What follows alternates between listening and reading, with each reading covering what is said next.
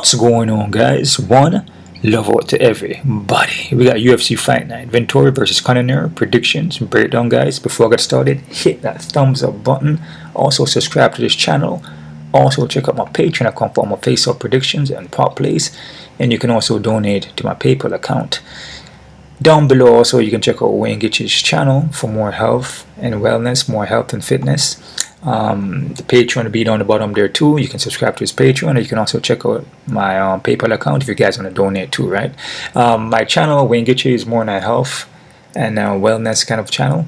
If you have any imbalances dealing with like high blood pressure, cancer, if you have a lot of weight in you, like obesity, trying to lose weight, you can check that channel out.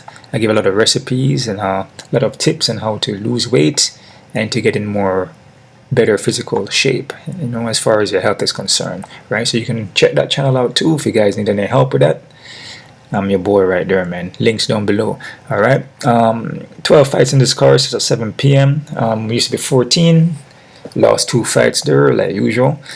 Fight's gonna be at the Apex, so we're dealing with a smaller cage here. So it could favor the wrestlers here in a kind of a sense, possibility, you know. But like I said, the fight starts standing up, so you know, you run forward, you run into a knee, an elbow, a punch, you can get knocked out. That's just what it is. It is what it is, right? First fight here, guys, we got Modesto Bocassos versus Zac Pauga. Modesto here is gonna have a 2-inch reach. This guy is pretty well-rounded guy. Can't get taken down though. Sometimes we'll throw a low volume of strikes, and sometimes it's kind of like hittable. Yeah, he has more of a karate kind of base on him, but he's kind of hittable at times, and he doesn't really push a high pace. You know what I mean? So sometimes he just, you know, kind of look at you and just throw one punch, one kick, you know. And if the other guy is throwing at a higher pace, then the other guy could win off of just by judges, by just doing more, just being more active and more aggressive, right?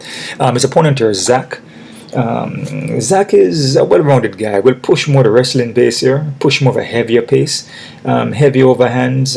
Will mix it up more in a kind of a sense. He'll put against the cage and kind of pepper you up, and he seems pretty good in the clinch game here. What's kind of back and forth with this one, man? Like this card here, guys, to me is a very tough card. You know, like most cards, you know, both of these guys can actually win the fight. I mean, Modesto could come in here and win, but I'm looking at the pace. You know, he doesn't really push that much of a heavy pace, you know, but he has a striking though, and possibly could hurt Zac, because Zac been knocked out before, as well as Modesto, I believe. Let's double check that. I believe he blew his knee out against Kello. Yeah, he been knocked up against Jimmy Crowd, but I'm gonna go with Zac here, guys, but not too confident. Like I said, check out my face-off predictions, because I could make changes, which is gonna be my Patreon account. So when the face-off starts, which hasn't started yet, I'm gonna go watch that and the weigh-ins and everything, and then see, and I may make changes depending on if the guy make weight and how the guy look on the scale. You know, just the body, you know, in the face-offs, and then you can tell certain things just by the guy's minor reasons, right? But I'm gonna go with Zac here, guys. I'm gonna say Zac by decision, and this fight's a 50-50, and I'm not confident in this pick. All right, airplane is flying by. Let that fly by a little bit. It's gone. Okay, next fight we got Ronnie Lawrence versus Daniel Argueta. Lawrence here will mix it up, man. Well-rounded, heavy wrestling game of him, but even though he has a heavy wrestling, next plane again. Fly by. Even though he has that heavy wrestling, he can get taken down, right? He is kind of accurate with his strikes, but he does get, you know, a little bit like kind of wild with it, and he has a heavy groin and pound. And on his feet, he get touched up. You know, he can get hurt in the foot. But the thing about it is that he has a good wrestling game. He will take you down, but he can get taken down and grind it out. Against the guy that is fighting is a grinder and a tough dude. This guy is a durable, tough dude, man. And he is coming. He was up at 145 and he's dropping back down to 135. This guy will push a heavy pace and will grind, and you would throw heavy hands. He's kind of hittable too, but I feel like he's more durable, and he pushes like a heavy pace, man. Both of these guys will do the similar thing, but I just feel Daniel is more durable and will avoid the takedowns and get the takedowns. I feel Lawrence will get some, may try to get a takedown, but then you can take him down. You know what I mean? So I'm gonna go with Daniel here, guys. I'm gonna say Daniel Argueta by decision, and this fight is a 50-52, guys, like majority of the card. So Daniel by decision. I'm not confident. Next fight here, guys, we got Teresa Bleda versus Gabriella Fernandes. This fighter is the next tough one here, man. Teresa here are gonna have a 3-inch of reach, guys. And sorry, she's gonna have a 3-inch of height and a 3-inch of reach, right? Which is massive. She will look to strike a long frame, you know, like a long kind of frame on her. Look to strike at long range. The jab is not so bad, but definitely is more of a grinder. She look to take you down and look for the submissions, right? She have a heavy top game, and like I said, she will look for the submission. Using her reach, like I said, is okay. Didn't look so good against Natalia Silva, you know, which has more of a traditional kind of stand-up, more of a taekwondo base, more definitely accurate. And with Teresa here, you know, sometimes her chin, her face is there to get hit. Don't really move her head well. Striking is I feel is still in the works. Is more her grappling and submission is more of her strength. You know, her opponent here, Gabriel, is kind of similar to Silva in a kind of way. I mean, just to be honest, but she don't really keep the pace that well, though. You know, she will fade and get taken down. Stand-up base, striking doesn't look bad. Heavy hitter, like I said, seems to fade and will gas out and can get taken down and grinded out. But what we see from Teresa here, or Teresa, I mean, she's hateable, man. Even though this fight starts standing up and on, but she's hateable, man. And what I see from Gabriel, I mean, she's able to can connect earlier.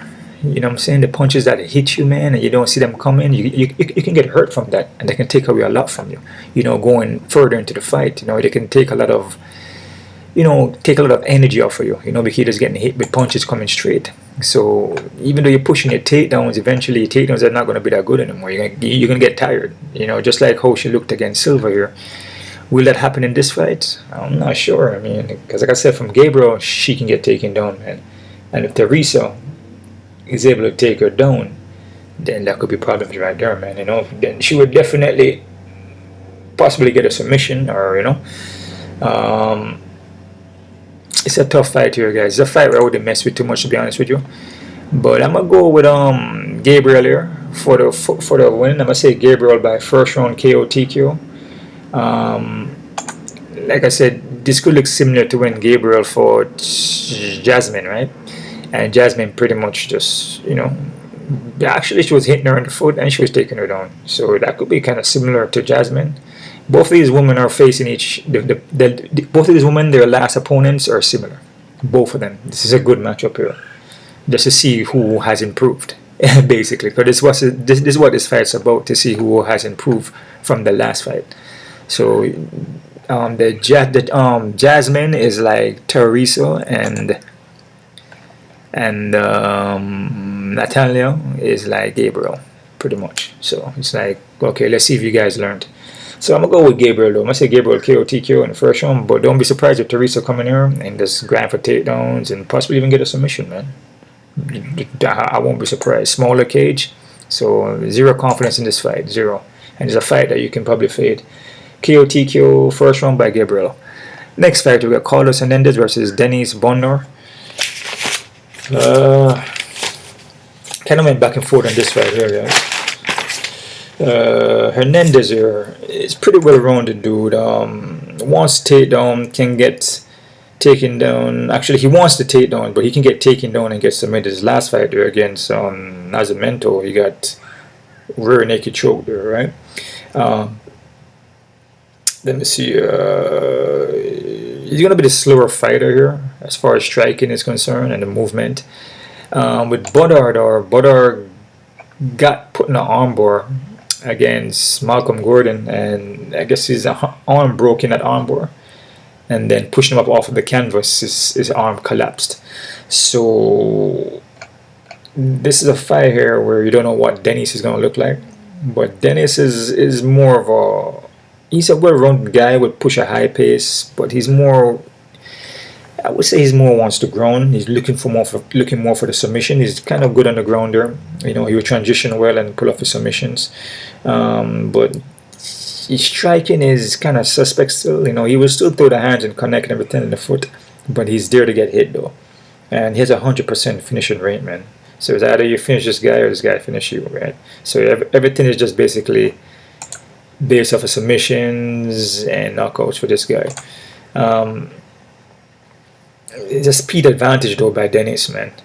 And again, Dennis broke his arm the last fight, so you don't know how he's gonna look, right? And so this is the next tough one here, guys, man. Yep, this guy is 10 by submission, 4 by knockout. So this guy wants to ground, man. And we see from Hernandez, man, you know, you can take him down and you can submit him.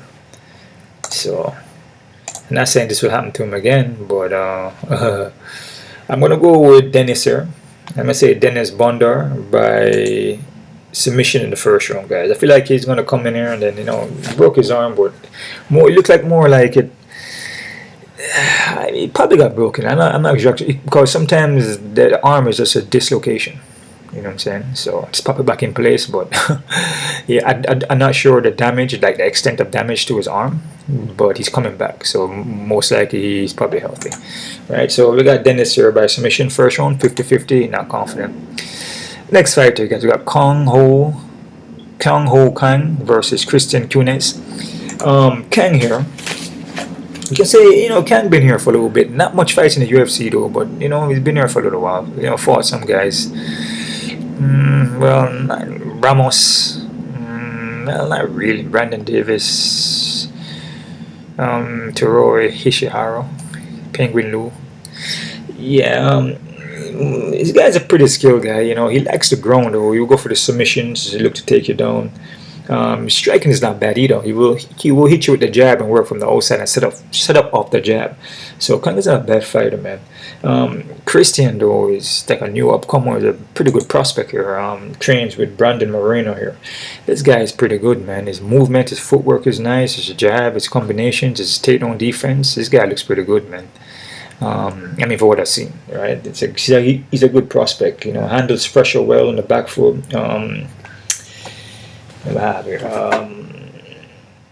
You keep the jab on you. Yeah, so I mean, this guy looks pretty good, man.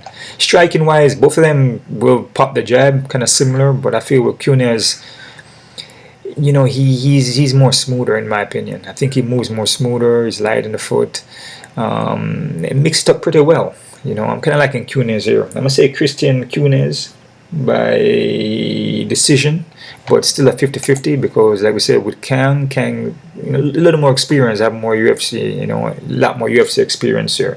Not really top caliber guys he fight, but he still has experience from being in there, right? Even went to a non-contest against Alex Caceres here. So, you know, it's a fight where, you know, experience goes a long way, man. So you can't really count out Kang. But I like Cristian here, man. Like from what I see from him, training with Brandon Moreno, he looks pretty sharp, man, and durable. And his takedown defense is good, and takedowns are good, and you know, he can mix it up. He can get some submissions too. Kang is a good ground practitioner though, so he may want to keep this fight standing. But we'll see what happens. But I'm going for Cristiano. I'm gonna say Cristian by decision, 50-50. Next fight here, guys, we have Jimmy Flick versus Alexandro Costa. This one is just a tricky one here, man. Flick got a lot of forward pressure here. Definitely wants to ground. Striking, man, still needs some work. He's hittable, but he tends to get the submissions though. You know, and he's an experienced guy. You know, never lose back to back, as you can see. You know what I'm saying? The guy, you know, he will go in there and win the fight if he's prepared, which it sounds like he's prepared from what I've seen some interviews. You know, he's gonna have a 3-inch of height and a 3-inch of reach, which is massive. Any bit of reach helps out. You know, against Charles Johnson, he took that fight real fast. He said, you know, I mean, he never really prepared, and he had a lot of issues in his, you know, at his home, whatever, in his personal life. But against Cody Durden, was a pretty good fighter. You know, he went in there and finished him real fast. The first round there, like I said, this guy's submission game, you know, is pretty good. You know, flying triangles and all these things. But we look at Costa though. Costa has that kind of submission games too, but he's stationary. He's there to get hit, you know, and he can get taken down, you know, kind of flat. He's there to get hit. He's right in front of you. He's a guy that will wind up with overhands and try to knock you out, try to take your head off, and then he will go for takedown and he will look for submissions too. But experience wise though, man, I'm gonna go with Flick here for the experience wise. I feel Flick, if he's prepared, come in here, man, avoid the power, smaller cage, he may can get a win here, man. So I'm gonna go with Flick by submission, and yeah, I'm gonna say Flick by second round submission here. 50-50, man. I'm not confident in this fight, guys. Be careful with this one, because Acosta could win, catch him with a punch. Like I said, Flick, his defense, his striking is not that good, man. But I guess if he's prepared like his other fights, that he win, obviously. So Flick by submission second. Next fight, we got Muslim Samarkov, King of Kung Fu, versus Nicolas Dalby, King of Karate. Alright, so Karate versus Kung Fu. I guess that's what it is, right? That's what it is, man. It is what it is. We got Muslim here, guys. Muslim, King of Kung Fu here. Very experienced guy in the Kung Fu in the Sound Show. Vibes there. A lot of kickboxing, you know, a lot of MMA too, you know, been there from 211, you know. But his technique is clean, man. This guy's technique is very clean. If you're there in front of him, and he will touch you up, spinning heel kick, spinning back kicks, his punches mixed up with the kicks. This guy's pretty accurate, man. He's also well rounded. He will go for takedowns too. And his defense is not bad, depending on the person he's fighting. But at times, though, he doesn't really throw a high pace, though. He would throw one shot, but he can't just take that one shot to finish it, though, because this guy is very technical. Like, he sees the techniques coming and he sees where to counter, and he can time you off your movement and catch you with a punch or a kick. This guy is pinpoint accurate. He's like a technician. But the pace, though, sometimes he doesn't really throw a high pace, and he kind of waits a lot and will lose a round. Like I say, he's accurate, but he doesn't throw a high pace. He may start like to wail on you and throw more punches and kicks, like push it more, depending if they see the guy hurt. If he sees you're hurt, then he's on you. He's going to try to finish you. Then he start throwing, spinning heels, spinning back kicks, and he's like throwing numerous punches all at once and kicks. But if he sees that you're not hurt, then he will take his time and touch you until that one touch gonna take you out, because you're a technician. Dalby is more of a volume guy, though, man. This guy throws a high pace, and even now what I see him doing is like he literally fights. You can hear him breathing, and I think that helps him a lot. And you know, like I said, with the breath, I don't know, you know, how is the air in the octagon or in that gym or wherever they're training, or the Apex. I'm not sure how the air is in there, but you know, it's bringing in the air and then releasing, kind of fueling the muscles, kind of fueling the body, kind of fueling the organs them. You know, so the more air you push out and bring back in, you know, you fuel the brain, and then it keeps you going. You know, it keeps your cardio and your condition, and it keeps your body flowing, right? So it's not like holding his breath while it's striking, you know. So for him to get tired may not be likely. And he's experienced. Dalby's very experienced too, man. I mean, been a UFC way back, I believe. And he was there and he left and came back. And this guy here is has a karate base. The name is well rounded. We look for takedowns. The only thing though, he can be hittable though. That's the thing. He can get hit though. And that's probably one of the things in this fight here. A guys like Muslim who can hit and is accurate.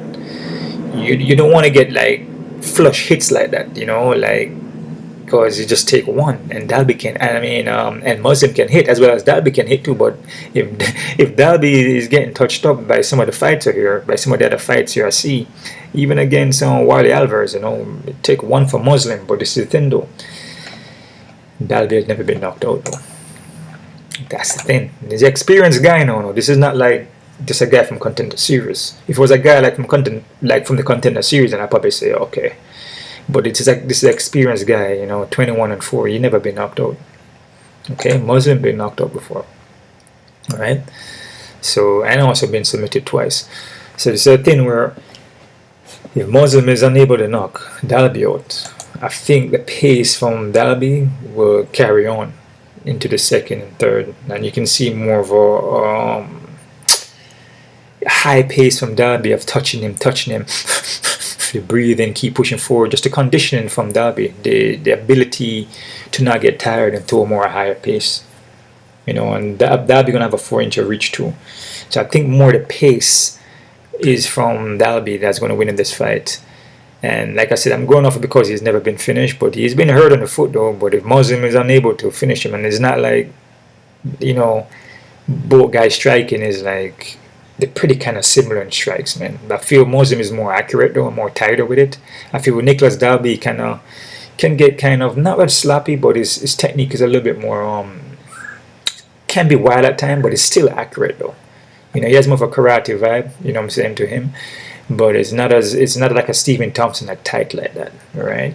But it's still dangerous though, you know what I mean? So I'm gonna go with Nicolas Dalby here, guys. I feel the condition. I don't feel Muslim is gonna be able to knock him out, because I mean, Nicolas Dalby can take a hit, man. It's durable, right? And if Muslim is unable to do that, then the pace, just the fact that Dalby is like moving forward, is throwing kicks, punches, keep pushing forward, probably pin him against the cage, touch. He's going to win off a volume. You know what I mean? And then Muslim is going to be throwing one shot. And when you put Muslim in the back foot, he could counter you coming in, but then when he doesn't see that you're hurt, or he really can't take advantage of you, it's a little bit harder for him now, because now he has to like, okay, this guy's throwing numerous punches. I got like slip or like move out of the way, bob and weave, kind of lateral move around and counter him. You know what I mean? It's a little bit more of a tricky thing now. It's not like, you know, it's like, you know, like you're standing there and then he's like, okay, I punch him back. Let's throw some, let me see, I throw a body kick, a back kick, I throw a spinning heel kick. You know what I'm saying? I throw a Mawashi Gary, I throw a Yoku Gary. You know what I mean? It's like, you know, it's not like Nicolas Dalby is going to be sitting there and just taking hits like that. He's not. He's going to keep moving, and he's going to keep coming forward and keep breathing. So I'm going with Dalby here. I'm going to say Dalby by decision. And this is definitely a 50-50 fight, guys. Definitely. Be careful with this one, because Muslim can win. He could win this fight. Definitely. 100% can win. As well as Dalby can. This is an even fight. 50-50. Nicolas Dalby by decision. Next fight here, we got Nicolas Motta versus Manuel Torres. It's the next tough one too, man. Motta here is a skilled guy. Was in the UFC back then, I believe, tough back in 215. Can get flat-footed and can get knocked out. Been knocked out 3 times. He will also gas out if he cannot finish you in the first round.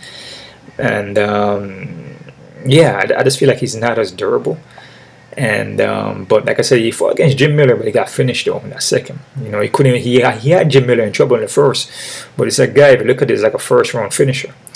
You know, some second, but he was in the, like I said, the Brazil season for there in 2015. But like I said, he's not a guy that will carry a pace well, and he can get hurt. In fact, a guy like Manuel Torres is, from what I've seen, pretty well-rounded guy, man. Striking is elusive, man. 100% finishing rate, man. This guy packed mad power, man. And he's gonna be, I believe, his height and reach is definitely gotta be taller here, man. 5'10", 7'3". Yeah, this guy's gonna be. Hold on, he's gonna be a taller guy here with longer reach. Has to be. Yeah, he's gonna have a 3-inch reach and 2-inch height. So I mean, that's kind of good right there. So he's gonna be hovering over Motta a little bit. So this is a fight where it's just one of those fights where, man, it's just the power and 3-inch reach. Yeah, I think I did say that. It's a power. Both guys got power though, but I just feel with Torres here, man, if he connects, I think Motta could get knocked out here, man, in my opinion. And then experience of Motta could play a factor, but no, man. It's a tough one. I could see it going both ways, but I'm gonna go with Torres here, guys. I'm gonna say Torres by KO/TKO in the first round, and I'm not confident here. 50-50. So Torres first round, KO/TKO, 50-50. Next fight here, guys, we got Pat Sabatini versus Lucas Almeida. A lot of these fights are tough, man. This is a tough card, man. tough card here, guys. Pat Sabatini here is going to be the more experienced guy, in my opinion. He's well-rounded, but his striking can get suspect at times. You know, he's kind of hittable. But he usually looks for the ground or uses striking to pick up to look for the ground, to set up for the ground. Can get hurt on the foot. Can get finished. Like I said, his striking is kind of suspect, man. You know what I mean? If he get hit, he can get knocked out. He can get flash knocked down, and he's on his belly. Then you can like take his back, whatever. But it depends on who he's fighting, though. But you can see he's pretty. You know, he's pretty of a consistent guy. He doesn't really lose that much.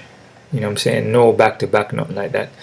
Lucas Almeida is more of an upcomer guy. Come up the Contender Series. Lost to Daniel Zuber.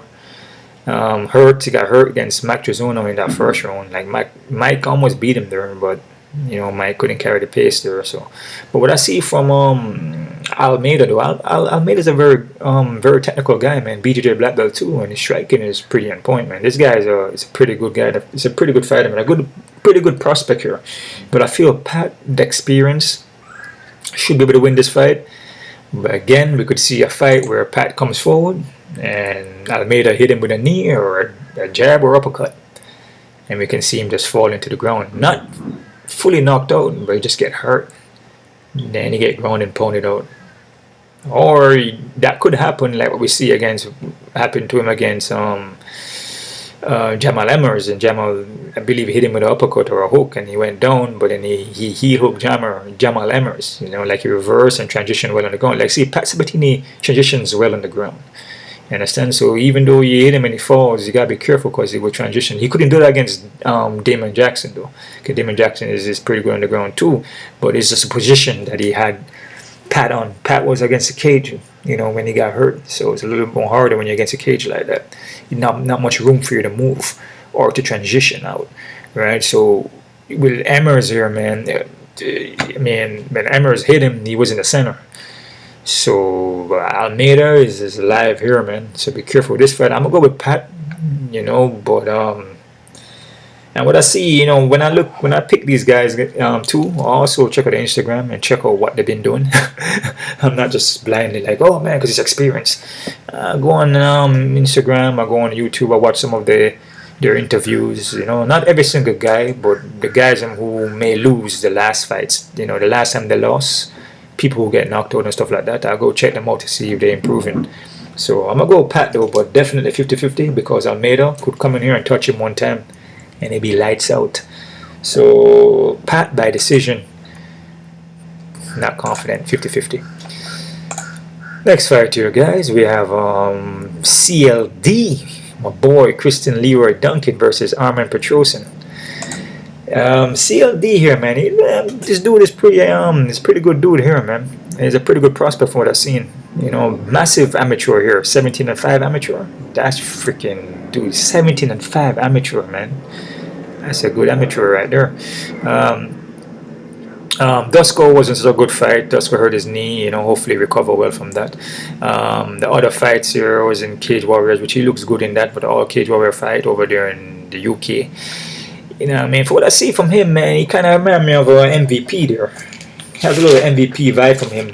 Not as sharp with the striking like MVP, but he has that kind of athleticism and that kind of vibe to him. We look for the submissions too. Like I said, massive amateur. He's moved well, switch stance, takedown defense is good. And he will look for takedown too. I mean, this guy's a pretty good prospect, man. I really don't see no holes in him. He can get hit from time to time, but I mean, anybody, you know, your face is there to get hit. I mean, you get touched up, but it's not like he's like running into shots. I mean, he understands the stands up and his control, his timing, his footwork. You know, he knows how to counter, and he knows, you know, he can see the strikes coming, you know, and he can set up from the outside pretty well. So he knows the game, man. This guy doesn't look good. I mean, this guy doesn't look bad. My bad. He doesn't look good. He doesn't look bad, man. So, like I say, he might have an MVP. He has an MVP vibe to him. Michael Venom Page, if you guys don't know. His opponent here, Arman is not bad either, man. Arman is raw, like, but Arman more sits down though in the strikes. He's a skilled striker, but he more sit down though. And kind of sometimes he winds up, but he's freaking he pack power and he's a powerful guy. CLD pack power too, but CLD is more, like I said, it has a more MVP vibe, so he's in and out and bounce around. And Arman would bounce around too, but Arman, like, when he throwing, he sit down. And CLD will sit down, but he doesn't do that from the beginning though. He will play around with you for a little bit, move around and switch stance and kind of feel you out. And when he feel that he got you hurt, then he will sit down. But Arman would just sit down from the beginning. Arman would slow down though in the fights. He would slow down, he can get touched up. But he's still a dangerous guy because his kickboxing, his striking is not bad, man. He can get taken down too, and he can spend the entire round on his back. And CLD, from what I see, will look for takedowns. I'm liking CLD here.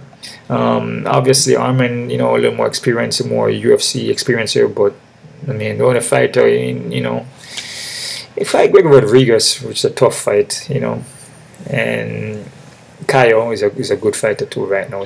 He's a good prospect, you know what I mean.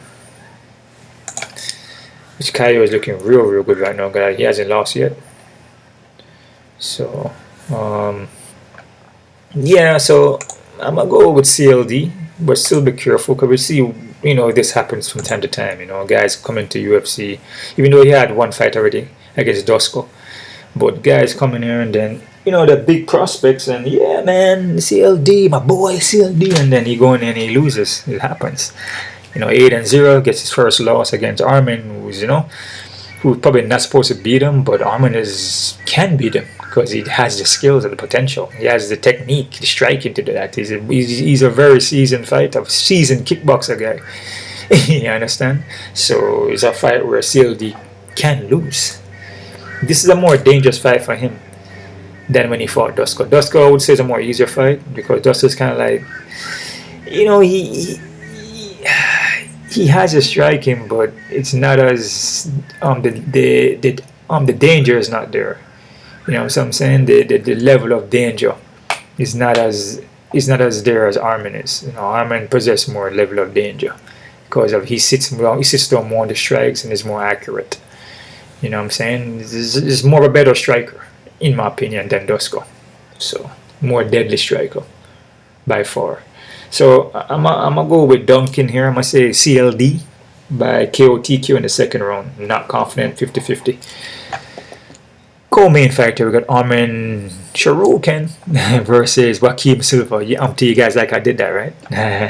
you guys like how I did that, right? Tsarukyan. So Arman here. Arman ground game, man, is freaking elite. High pace, man. Well-rounded guy, grinder. Take you down and ground and pound you. Striking doesn't look bad either. This guy is game. He's game. This guy is game, man. He beat Damir Ismagov, which Damir is, in my opinion, Damir is a very freaking good fighter, man. He's a good fighter. And he beat him by taking him down and grinding him out for the win. He found ways of beating him where even though Damir took him down the first round, but he reversed it. He scrambled. And Damir takedown defense is pretty good. But it shows that, the skills of Arman and the ability to push at high pace and get the takedowns are there. Show that Arman is a very skilled guy. And he also fought Islam Makhachev. So you only lost to Islam Makhachev, Gamrot. That's it. Oh yeah, some first time fighter in his early career. A guy, Becklin Alexander, early fights. But, Islam is like, a guy is a phenom, man. He's like one of the best. He's champion. Right? A guy like Joaquim though. Joaquim is BJJ black belt, Neto BJJ. You know what I'm saying? This guy's a pretty good fighter though, man. You cannot count him out. You know what I'm saying? Striking is not bad either. More Muay Thai, sit down. Sit down on it. That's probably one of the problems here though. He doesn't move around too much. Sit down, easy takedown, but then, hey man. I can guarantee that Arman is a high favorite here. I mean, we see upsets, like I said, Neto BJJ slap on a guillotine, submit him. It's a strong possibility. You probably train for that specific moment, for when Arman go for takedown and you catch him with something. So yeah, I feel that Neto is live here, but I feel Arman should win this fight, but we never know. Things could happen. So I'm gonna go with Arman here for the win. I'm gonna say Arman by KO TQ in the first round, but be careful with this fight though, man. And we look on the odds after this. I could look on it here, but I'm gonna go to MMA odds and take a look. But I'm gonna go Arman here, but be careful. Arman by KO TQ first round. Main fight in the card, we got Marvin Vettori versus Cannonier. This is the next tough one here. With Vettori, I see Vettori has improved his striking a lot. He was more of like a hardcore grinder wrestler guy, going there good for submissions, but he will finish it though by submission, ground and pound you, and very good on the takedowns. But then he's been training his his striking and been looking good on it. And both of these guys losing to pretty much the same guys, Israel Sano and Whitaker. And then Whitaker. And Gerard, once he moved down to 185, he only lost to Israel Sano and Whitaker. That's it. Right? So it's a fight where do I feel Vettori could beat Gerard Cannonier? Yeah, of course. Could take him down too, if he really wanted to. You know what I'm saying? Gerard has improved his takedown defense, but Vettori takedown is very elusive, man. And he's good at it. And we see Gerard Cannonier can get taken down, man. But he has improved, especially at 185. He's a different fighter at 185, and he's packed power, heavy-handed, and pack a lot of power.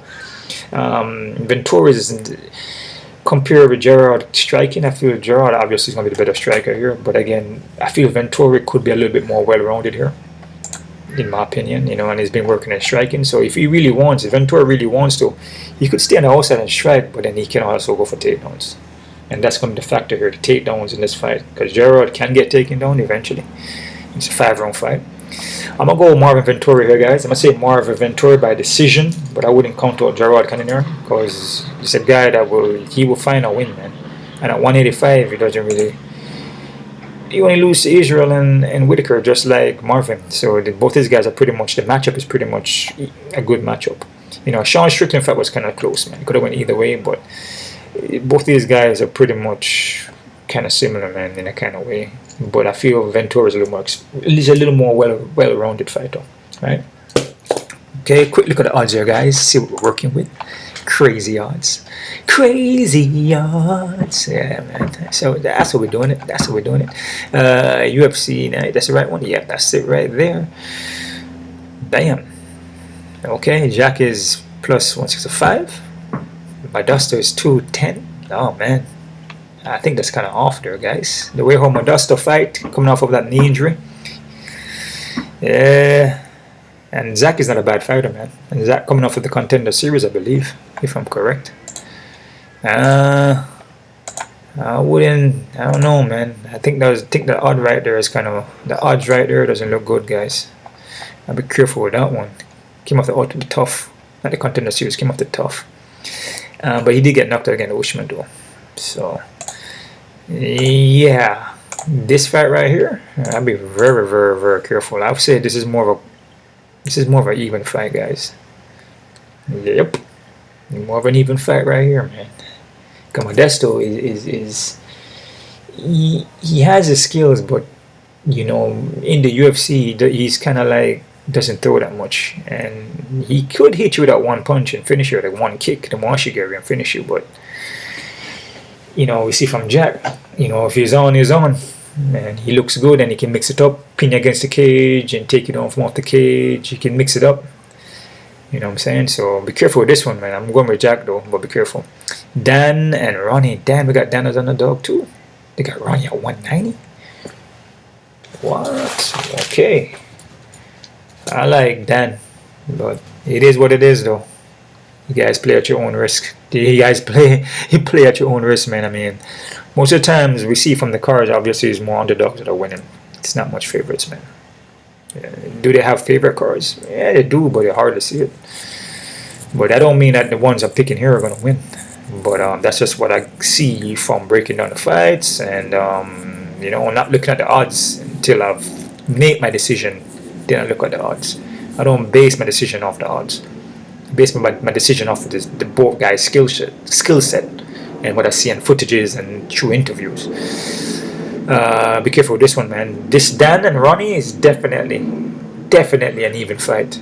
It's 100% even fight here. More even than Modesto and Zac.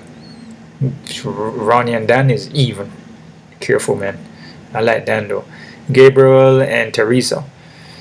Even this fight here is even. And the reason why I say it's even because both women lose to a fight that the person can strike and the person can grapple. Both of them lost. It's pretty much a mirror image of the, you know, of the last opponent. So why is Teresa highlight that? You know, I know it's not Teresa, it's Teresa, but you know why? You know what I'm saying? It should be more closer fight. So I'm liking Gabriel, but it's a fight where you can fade because Teresa could definitely win. Smaller cage, come in there and just go for takedown. Then Gabriela didn't learn from her last fight. Or Teresa could come in here and get touched up by Gabriela because Teresa didn't learn from her last fight. See what I'm saying? So be careful. This fight is swapped. It's cut. Dennis is favorite here. Okay. I don't see nothing wrong with this one. It could be more of an even fight though. It's kind of close, but it could be more even here because I feel like Hernandez has a chance too. Kong and Quiñónez, Cristiano. Okay, Cristiano to me looks good, man. I feel like he's a very good prospect here. And not taking anything away from Kong, but I feel like Quiñónez, he shows that he's very versatile and he can take this fight either way he wants to take it. So I don't see nothing wrong. But still be careful. Flick, what? It cost a negative 250? Sometimes I think these guys are doing this on purpose. Yes, they are doing it on purpose. No, man. Damn. Why is Costa 250? Why? What makes Costa 250?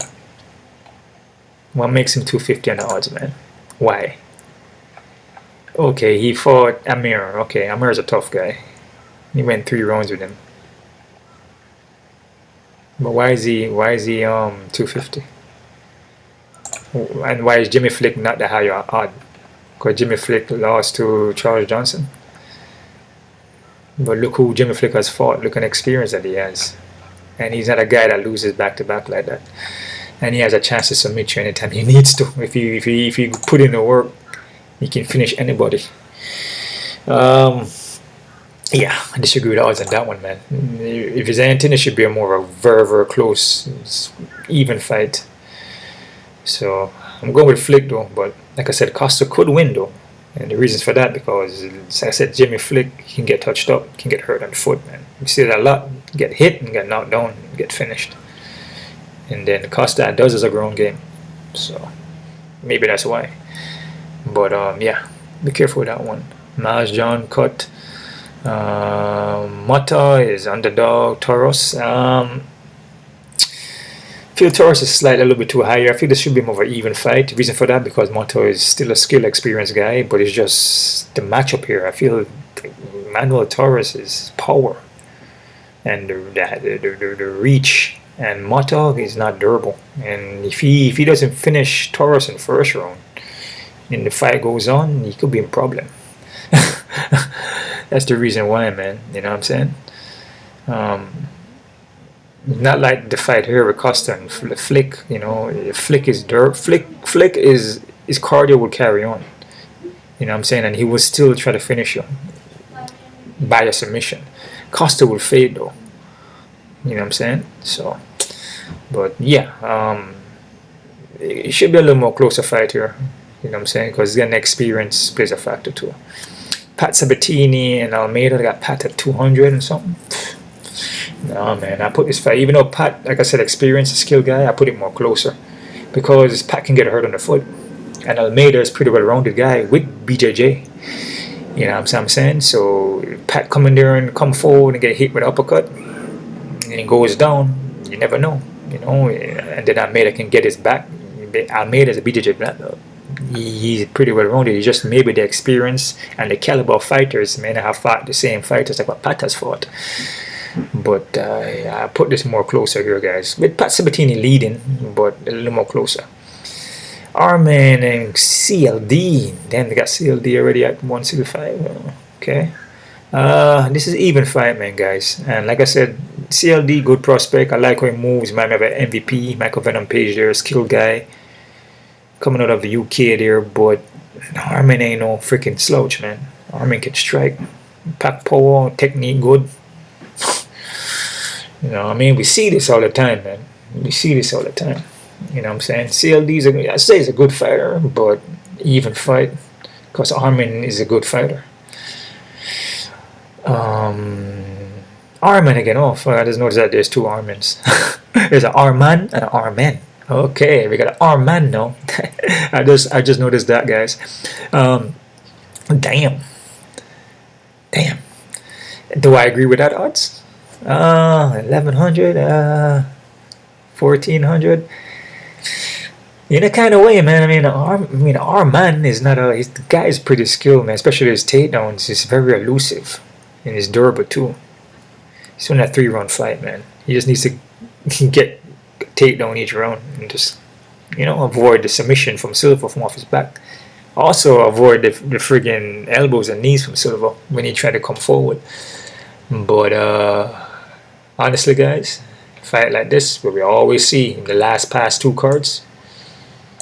Same thing with CLD, you know what I'm saying? With guys with, even though CLD odds are not that high, but when we see guys, man, like again here, Acosta, like 250. You know what I mean? Then Flick win, you know what I'm saying? We see those last 2 cards are like that, right? It's like that for a reason. You know what I mean? We have Modesta, 210. But Zac wins, you know what I mean? You know what I'm saying? Then we have, Arman, Tsarukyan at 1100. And Silva catches him with a guillotine. It will happen, man. Is it likely to happen to Arman? Probably not likely, but again, anything is possible. So, in my opinion, I wouldn't even mess around with this. You could probably put down their Arman, maybe the little prop play there. Put Arman maybe like what do I have Arman at a first round KO TKO. You probably do a prop like that, but I wouldn't do any parlays with Arman in it, man, because it just doesn't make any sense. So that's just my opinion. Play at your own risk. You know what I'm saying? Play at your own risk, man. So whatever plays I give you here, you do whatever you want to do with it. But it's just my opinion here. Okay. Main fight on the card, we got Gerald Cannonier. I'm like I'm breaking on the card again, guys. Even fight. I like that. Pretty much even fight. I don't disagree because Gerald Cannonier is a heavy hitter. Striking is good. He moves well. But the only thing here I see is Vettori can implement the takedowns. Vettori will tired though, but even though he's tired, he will keep going. Gerald will tired too, get gassed out. So odds not too bad on that, guys. That's it right there, guys. That's my breakdown prediction right there. Enough respect to all the people who are subscribed to the Patreon account. Also check out my Patreon account for Wayne Gitchy, which the links will be down below. You want more help with your health, more of a wellness kind of vibe here, you're dealing with some imbalances, bloating, trying to lose some weight, trying to, keep healthy, maybe change your lifestyle, maybe go more vegan, raw vegan, you know what I'm saying? You just want to do a juice fast just to lose some weight and clear the mind, get rid of a lot of that mucus out of the body, helps you to get better sleep, clear up your skin, high blood pressure. I'm your man for that, man. High sugar, diabetes, I'm your man for that, man. So you guys can give me a link in there. I do consultations. You can slip me an email. You can slip my email on this channel, slip my email on the Wayne Gitchy. You can slip my email on my Instagram, and I reply to you guys and let you know, the process of going through the juicing and what you need to do to do the juicing and whatever, so forth, etc. All right, just hit your boy up. That's it right there, guys. One love out to everybody, and